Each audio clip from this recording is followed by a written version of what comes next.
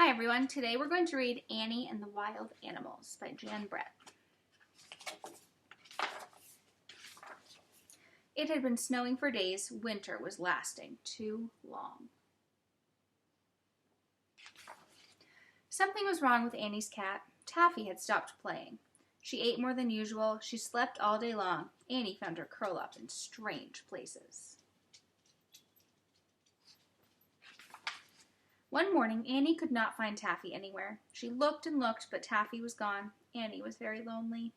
I need a new friend, thought Annie.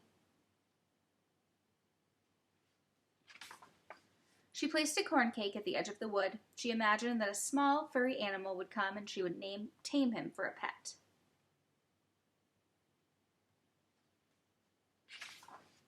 The next morning, the corn cake was gone. In its place stood a giant moose. He's too big to tame, thought Annie. I'll have to try again. That night, Annie left another corn cake at the edge of the wood.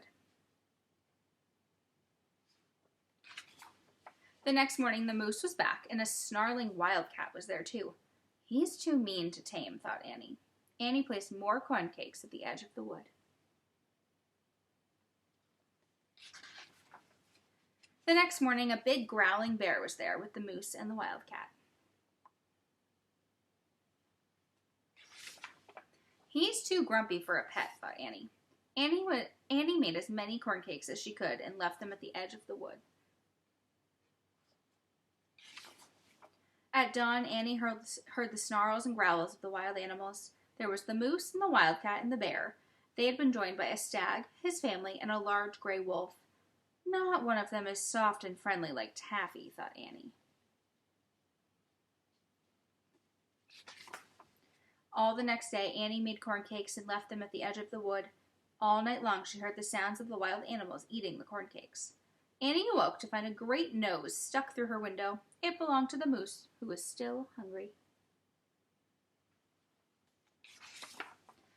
There were wild animals everywhere. They roared for the next meal. The little house shook. The animals wanted more corn cakes, but when Annie looked into the barrel of cornmeal, it was empty. She couldn't make any more corn cakes. Annie was very sad. She would never find a pet now. She missed Taffy very much.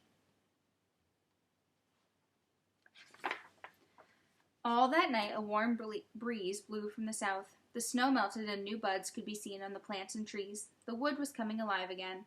By the next morning, the wild animals had gone back to the wood. They would find food there, now that spring had finally come.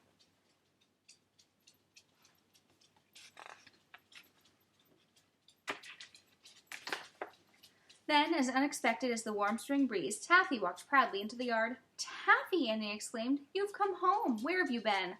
Taffy turned and looked back the way she had come. Out of the wood came 3 soft and friendly kittens. Annie would not be lonely anymore.